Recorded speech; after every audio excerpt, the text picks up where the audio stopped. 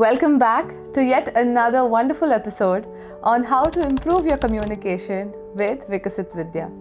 I'm Swati Baliga and I'm here today to help you understand how you can improve your communication and how you can fix your relationships with better communication. There are 3 common communication mistakes that are quietly ruining your relationships. You text more than you talk.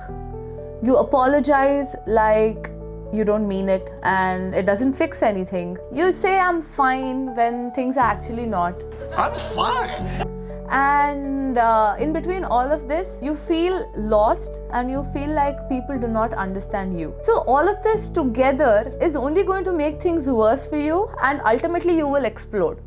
So before you get there, I think these communication fixes are going to help you build better relationships with your people. Number 1, having a real conversation over texting. These days, texting has become so common that we choose to text people over simply dialing them up.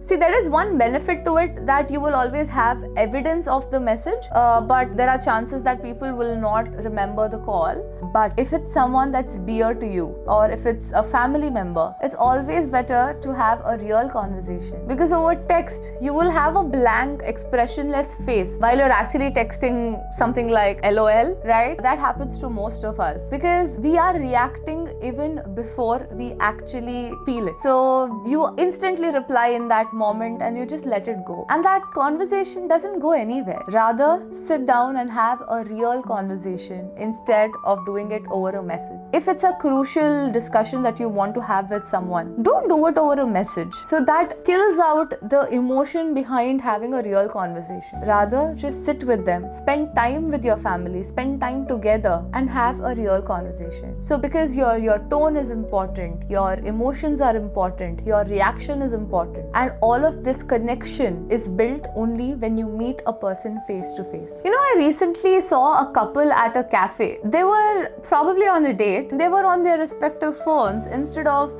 putting their phones down and spending time together. So next time you go out with your friends or you go out to meet someone, don't spend time on the phone. You're doing it anyway, all the rest of the day. Just keep your phones down, keep your phones in your bag and simply have a hearty conversation with them. Number 2, apologizing like you actually mean it.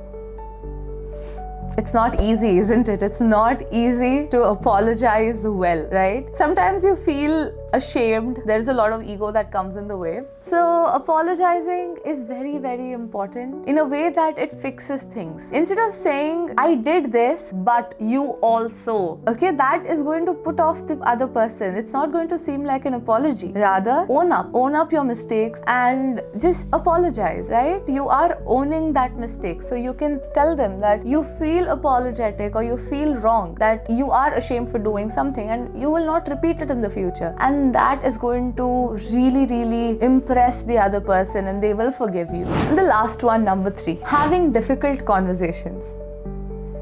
It's not easy to have a difficult conversation. We are always trying to avoid it, aren't we? There are certain things that affect us. There are certain things that keep bothering us, but we skip it out, right? We think that if we do not address it, it is going to get ignored or it will fix itself. And that will not happen. It's just going to keep piling up. So instead of avoiding that entire difficult conversation, just dial up that person or just inform the person that you want to share something. Tell them, okay, there is something that I need to talk to you at your free time, whenever you are available. And that will put you at ease and it will also put the other person at ease, right? So instead of just bottling it up, just pick the topic that you want to discuss and inform the person that yes, there is a topic that I want to talk to you about whenever you're free. And then you have that conversation with them. Sometimes you will see that it would have, been in the minds of the other person as well. Sometimes you will surprise yourself to know that they accept it so well that it's going to get better for you. So such things, even though seem difficult to communicate, but are extremely essential because